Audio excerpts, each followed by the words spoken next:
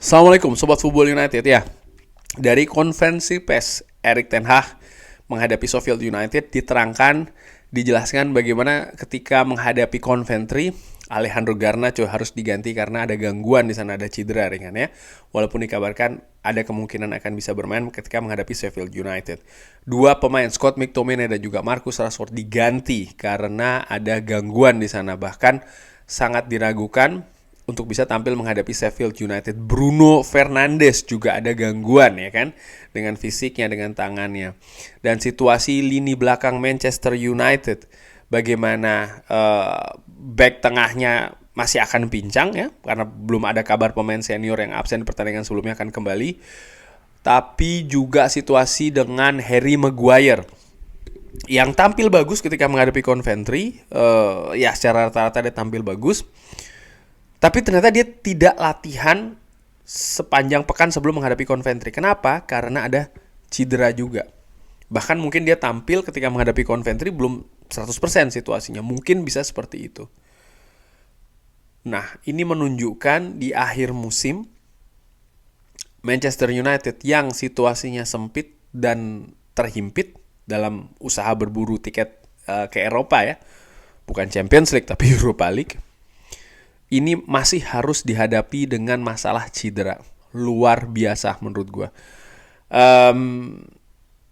Terlalu banyak kasus cedera ya untuk musim ini. Ini hal yang harus diperbaiki. Mungkin ada pendapat terkait dengan ya Erik ten Hag harus melakukan taktik yang fleksibel, flexibility in tactics, taktik yang fleksibel terkait dengan situasi ini. Dan dari situ gue menilai taktik yang fleksibel itu tujuannya apa? Apakah untuk permainan atau lebih untuk hasil? Menurut gue harus ada orientasi yang difokuskan. Dan gue berpikir ya dengan situasi seperti ini ke hasil ya. Ini lebih penting karena memang Manchester United butuh hasil untuk terus berada paling tidak di zona ataupun perburuan tiket untuk ke Eropa. Nah balik lagi, ini hal besar yang harus diperbaiki oleh Manchester United, oleh manajemen baru. Tim medis dari Manchester United harus dirombak sih menurut gue. Tidak bisa seperti ini. Karena siapapun yang akan menjadi pelatih dari Manchester United akan sangat kesulitan sekali. Apalagi pelatih baru yang datang. Gue bayangkan ya pelatih baru masih ingin beradaptasi, melihat squad, melihat komposisi, belum tentu juga mendapatkan amunisi yang banyak ya di bursa transfer musim panas nanti terkait dengan financial fair play. Mungkin juga ada kompensasi yang dibayarkan ketika harus memecat Erik ten Hag, kompensasi yang harus dibayarkan oleh Manchester United untuk mendatangkan pelatih baru tersebut. Jadi ada banyak keterbatasan sehingga ketika hal cedera ini kembali berada di Manchester United, Sobat Football United bisa bayangkan deh, akan kacau lagi menurut gue. Bahkan mungkin lebih kacau ketimbang Erik ten Hag menurut gue. Karena apa ya, dia masih baru. Pelatihnya nanti akan masih baru, masih dalam tahap adaptasi.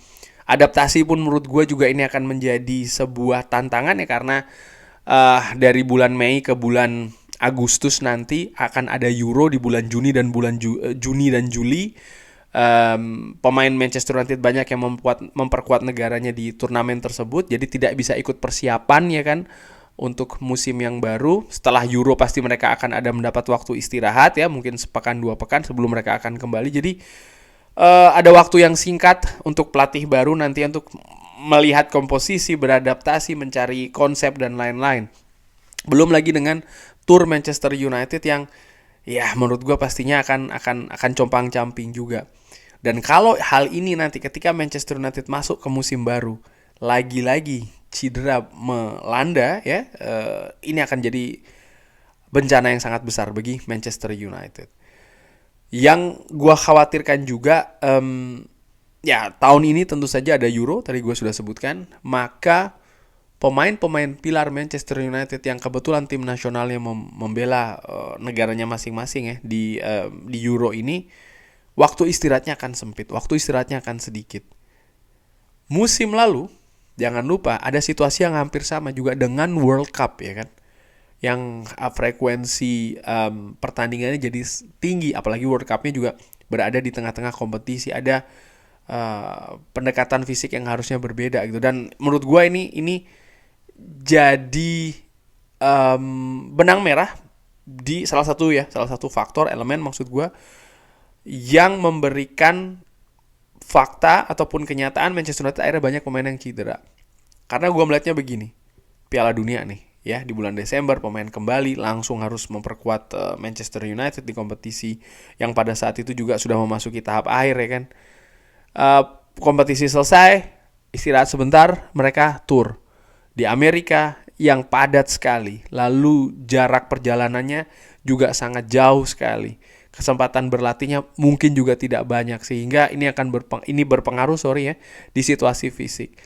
Memasuki kompetisi, Manchester United langsung terlihat sangat kewalahan ketika harus beradu speed, beradu fisik juga dengan tim-tim lain. Hasilnya tidak bagus. Bergulir ke banyaknya pemain yang cedera. Dan ini imbasnya sih menurut gue dari ketatnya jadwal yang dialami oleh pemain Manchester United dari musim lalu. Dan ini akan terjadi lagi nanti di musim panas. Itu yang gue khawatirkan dengan adanya kompetisi Euro nantinya. Sehingga Manchester United butuh merombak menurut gue staff medisnya. Kenapa tidak intensitas latihan yang dikecilkan? Oh tidak, menurut gue. Latihan tetap harus keras. Tapi jangan lupa, staf medis ini juga harus memberikan input terkait dengan situasi kebugaran dari pemainnya. Kalau seandainya input ini salah, maka latihannya nanti juga tidak terarah. Situasinya saat ini, data yang diberikan ini tidak bagus dari staf medis ke tim pelatih Manchester United. Contohnya, status bek kiri. Sebelum tahun baru dikabarkan Luke Shaw dan juga Tyrell Malacia bisa kembali di awal tahun. Nyatanya sampai dengan saat ini mereka berdua belum bisa bermain lagi. Jadi ada rekomendasi yang gak bagus kualitasnya. Dan ini tentu saja mempersulit bagaimana tim kepelatihan untuk membuat keputusan. Termasuk juga untuk mengarrange situasi latihan. Ketika mereka tidak bisa mendapatkan input yang bagus, ya bagaimana mungkin mereka akan menyusun latihan, di mana mereka ketika menyusun latihan itu mereka juga berpikir tentang masalah konsep sistem permainan yang akan mereka terapkan, yang ingin mereka terapkan di atas lapangan. Strateginya seperti apa? Ini kan diimplement atau dipersiapkan dari lapangan latihan gitu loh. Mungkin ada fisik yang digenjot di sana. Tapi ya mereka juga membutuhkan sekali lagi ya data input juga dari tim medis. Dan kalau ini tidak bagus, dan gua nilai saat ini tidak bagus ya ini gua khawatirkan akan terulang lagi musim depan, dan gue harapkan ini tidak terjadi. Dan ini sangat krusial sekali, mau siapapun sekali lagi yang menjadi pelatih dari Manchester United. Sobat Football United bisa bayangkan, mau siapapun yang betul-betul datang ke Manchester United ketika mungkin bahkan dari awal musim atau pertengahan harus menghadapi badai cedera lagi, pasti akan kesulitan.